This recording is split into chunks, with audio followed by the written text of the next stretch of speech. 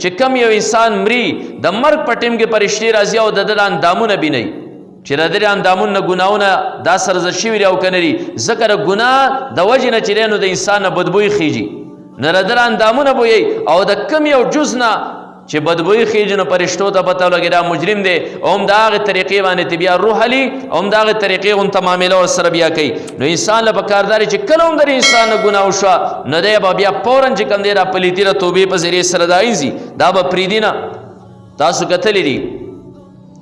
انسان چې کله مړ شي د انسان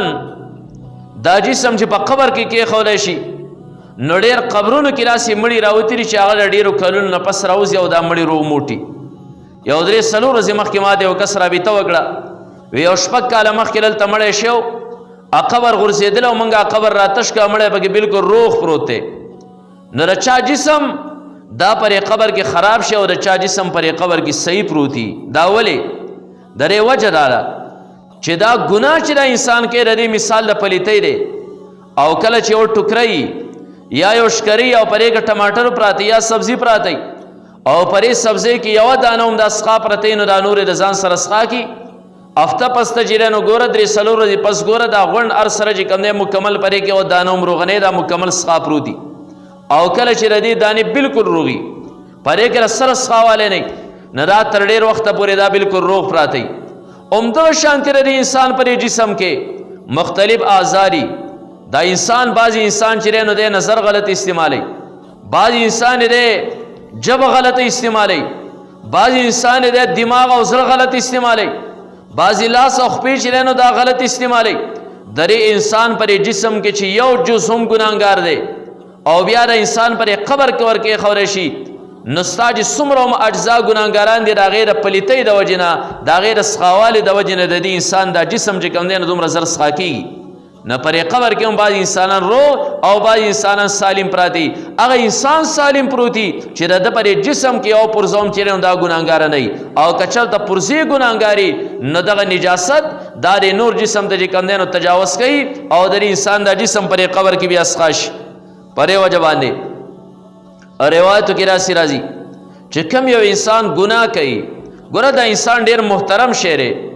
او کله چې دا انسان په صحیح معنو کې انسان شو د درجه د فرشتو نوم اعلی ده حضرت آدم علیه السلام د الله مسجود الملائکه نه وګرځولی څه جنت کې الله تعالی فرشتو ته وی چې اسجدوا لآدم آدم علیه السلام ته سجدې وکړي په دې وجه چې دا انسان په صحیح معنو کې انساني او د خپل جسم د ګناهونو نه پاک وساتي د درجه ډېره زیاته اعلی ده خو کله چې دی پر خپل جسم کې د هرې پرزې نه ګناه صادروي د دې نه بیا بدبوی خیږي لکه رسول الله مبارک فرمیل چې کله یو انسان دروغ وایي د دې نه بدبوی ځي رسول الله مبارک ناست دی په یو مجلس کې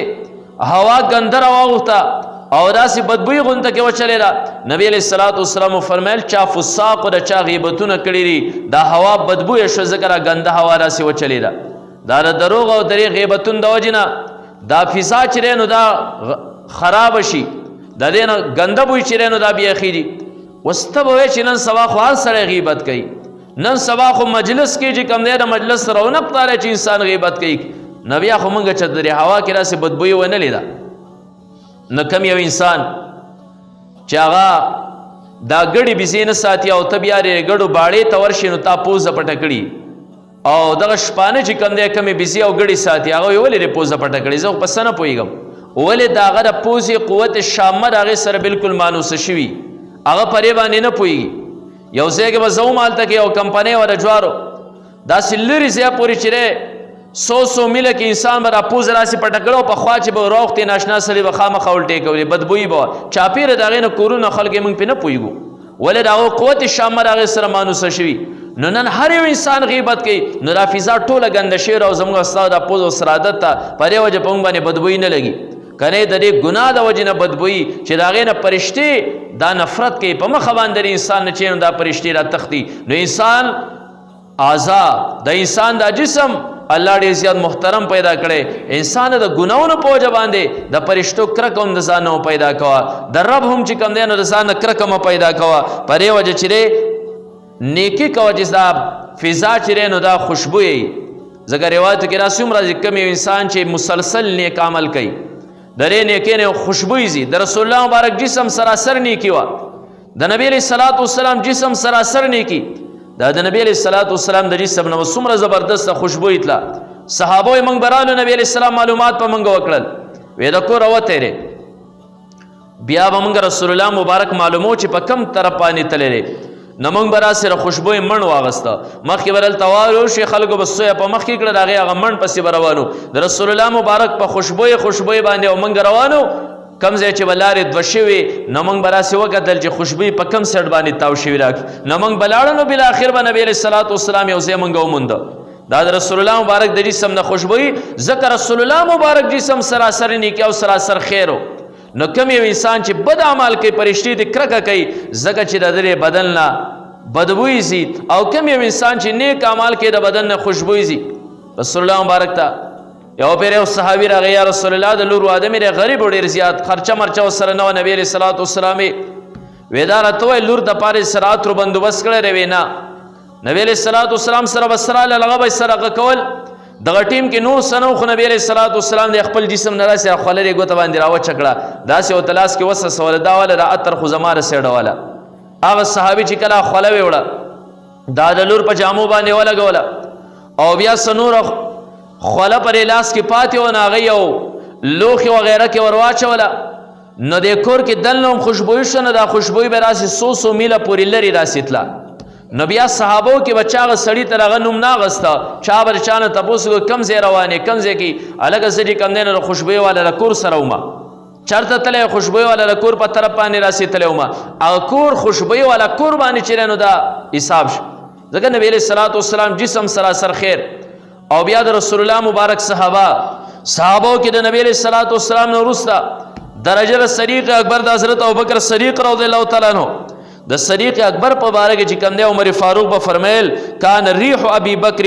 اطيب من ريح المسك. د ابوبکر د جسم نه چې به کومه خوشبویي تله، به د مشکو نه هم ډېره زیاده تیزه وه. ولې چې صدیق اکبر رضی الله تعالی عنه دا هم سراسر خیر. نبی علیه الصلاة والسلام پسې امت کې چې کوم دی د ټولو نه اوله درجه ده، نو د هغه د جسم نه به هم خوشبویي تله. نو کم یو انسان چې جرمونه کوي، د جرم په وجه باندې دی فضا بدبویه کي، د هغې جسم نه داسې بدبویي ځي، پرشتې د هغې نه کرکه کوي، پرشتو ته ایذا او تکلیف وررسي. او کم یو انسان چې مسلسل نیکي کوي، د بدن نه چې کوم دی د خوشبویي ځي. امام اعصم رحمت الله علیه دا د قرآن مجید لوی امام دی. د کم قرات چې مونږ را کم قرات چې مونږ کوو دا د امام اعصم دی. د یو پیر راغی مجلس ته، مجلس کې به د دې خولې ته رومال نیولی او دا خوله به یې پټه کړې وه. د دې جسم نه به عجیبه غونته خوشبویي تله، او چې خبرې به یې کولې دا خوشبویي به ډېره زیاته سیوا کېده، ځکه د خولې باندې به دا خوشبویي راوته. شاګردانو به دې تپوس کوو، خو ده به څه نه وي. یو پیر دې کسانو تنګ که ورته چې دا راته وایي دا خوشبویي تا کمه لګولې ده، او د دې خو دا مسلسل ډېره زمانه وشوه دا خوشبویي لرې کېږي نه دې وجه سره. نو هغه راز رانه خامخا دا وباسئ. نبی علیه الصلاة والسلام یو پیر خوب کې راغی، نو ماته عاصمه په دې خوله باندې په ما نازل شوی کتاب چې کوم دی هغې ته ډېر زیات تلاوت کې او ډېر زیات درس او تدریس د دې کې. دا خوله دې دې خوا که ما دا خوله ورخوا کړه، نبی علیه الصلاة والسلام ښکل کړه، او چې کله یې ښکل کړم چې زه راپاڅېدم نو د ساه سره به زما د خولې نه خوشبویي راوته، هم دا خوشبویي ده چې را ختمېږي نه، ختمېدو واله نه ده. په دې وجه چې کوم دی شیخ زکریا رحمت الله علیه خپل کتاب فضایل درود شریف کې لیکلی دي چې یو کس هغه چې به کله ماسخوتن وده کېده نه درود شریف به یې وي، درود شریفونه په غیر به نه وده کېده. هغه ته رسول الله مبارک خوب کې راغی، او نبی علیه الصلاة والسلام ورته وي درود شریف ته وده کېدو نه مخکې ډېر زیات وی. رادې خوښن نبی علیه الصلاة والسلام د هغه مخ کول که، د هغې د وجې نه چې کوم دی مسلسل یو هفته اته ورځې د هغې انسان د جسم نه چې نه مسلسل خوشبویي تله، ځکه د هغې سره د رسول الله مبارک جسم ټچ شوی او د نبی علیه الصلاة والسلام جسم چې نو دا خوشبو، ځکه رسول الله مبارک سراسر چې نو دا خیرو. په دې وجه خبره ما دې پور راغستې وه چې مسلمان له ګناه نه ځان ساته، ځکه دا ګناه یو پلیتي ده. دا ګناه چې نو معاشره کې بدبویي خورئ، کله چې ته نیکي کې هغې نه خوشبویي خوره شي، دا پرشتې هم ستا نه خوشحالئ، دا مخلوق هم بیا ستا نه خوشحالئ، دغه شانتې رب هم ستا نه خوشحالئ. په دې وجه هندوستان کې یو سړی و، د هغه سړي نوم بیلو، خدا پر مشکي باندې مشهور و. دا مش شیرین و عجیبه یو زبردسته خوشبویي ده. د نه چا تپوس وکړو ستا د بدن نه را د مشکو دا بوی ځي، دا ولې ته چېرته کې مش اخلې خرڅې چې را دومره زمانه وشورې بدن نه را مشکو بوی ځي د دې راز سره نو دا یو عجیبه واقعه بیان کړه. دی وایي زه یو پیره د جومات نه راسې را روانو، یو بوډۍ زنانه را په غوسه کې ولاړه او دې بوډۍ ماته وي چې زمونږ کور کې دننه مریض دی او مریض چې ته ماته الله والا ښکارې ډېر زیات تکلیف کړی یک تراشه که ته دم کې او ستا د دم سره خدای پاک دا مریض ټیک کړي. زه چې ورغلم ما کېدای شي چا ته تکلیف نو دروازې په ما پسې بندې شوې نو دا بوډۍ چې نو دا دلاله وه د یوې زنانه چې پرې کور کې او زنانه وه او د دغه زنانه دا نوکره او دلالي به یې ورله کوله. نو هغې زنانه چې کوم دی نو ما ته د ګناه دعوت راکړ. نه ما ورته چې راته څه ما ته دروازې بندې دي، دوه خبرې ستا مخکې ږدم، یا به زما د ګناه دعوت قبلې او دویم که دا نه قبلې نو زه شور جوړوم زما کور کې خو هسې هم دننه راګیرې که نه زه چې کور ته راوختې نو بهر په معاشره کې د په بزرګۍ ګورې اور اوړي و ځان له سوچ وګرې وایي صحیح ده. دی ما د دې نه مطالبه وکړه چې صحیح ده ستا خبره زمن هم خاول ورځمه چې ته باتروم ته بیت الخلا ته نه دا پرې باندې پوه شوې دی زما ګناه طرف ته مایله شو ماته چې را مخامخ بیت الخلا ته ورشه زلا ما کې څه ګندګیانې په ځان پورې مې ومږلې رالم دې تمای تاسو وې نو دې پوزه پټه کړه چې دا سړی ولرکوي د کوره بار وباسئ دا بدوی کور کې خوره کړه دا خو لیونی غونته معلومیږي. زه رالم ډاریک او بیا ورالم غسل مې وکړه د هغې نه وروسته زما د جسم نه را خوشبویي غونته کې خیجي د مشکو چې څوک وایي چېره دا مشک دې کوم ځای پیدا کړی و، څوک وایي چې ته ګور کې د مشکو کاروبار کوي که را څه وجه ده. نو چې یو انسان د رب نه ویریږي او د ګناه ترکي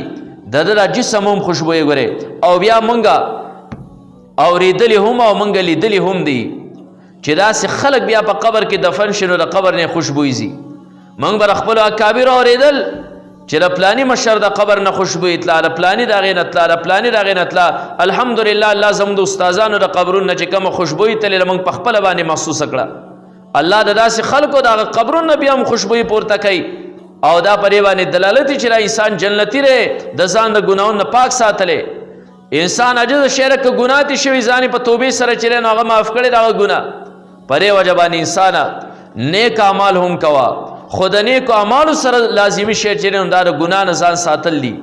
د ګناه نه چې نو ځان ساتل دي ما ته مثال درکړو یو سړی د طاقت دوا نه استعمالوي مرغل خوراکونه کوي اعلی خوراکونه کوي خو د هغې سره سره لږ غونته کې زهر هم خوري هغه هر سره دله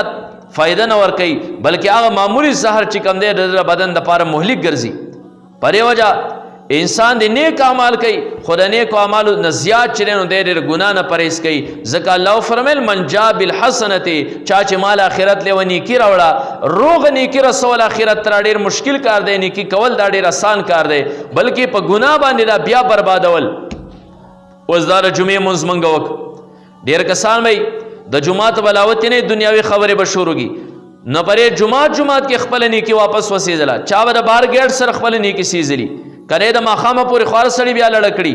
نو آخرت له نیکي رسول دا ډېر زیات مشکل کار دی. ځکه الله شرط هم دا لګولی چې نیکي کول نه نیکي مال آخرت له راوړه نو هغه به نیکي حسابېږي. ورې دنیا کې چې بیا وسېدله ختمه خبره پرې وجه چې دا نیکي به بچ کېږي هله چې انسان بدي نه کوي انسان د جرم نه ځان ساتي انسان د ګناه نه ځان چې کوم دی نو ساتي د نفس تسلط پر انسان نه د شیطان تسلط پر انسان باندې دی هغه انسان چې د نیکي هم آخرت ته روغ رسي او دا انسان دا جسم دا پرزي دا پاکي دا قبر کې هم خوشبویي دنیا کې هم خوشبویي آخرت کې د دې مسکن هم چې کوم دی نو دا جنت دی. یو انسان دی د جسم نه بدبویي ځي ګندګي پورې لګېدلې ده دغه کپړې چې نو دا سخاري وس عام انسان خپل محل ته انسان چرته ګورې نه پرېږدي همدغه شانتې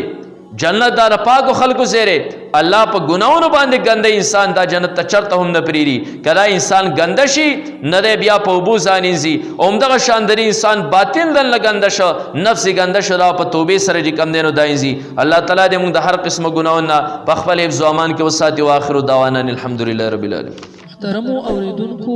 زموږ د چینل سبسکرایب کړئ او د غنټۍ د نشانو سره هم دباو کړئ چې زموږ د نوي بیانونو اطلاع تاسو ته درکړي.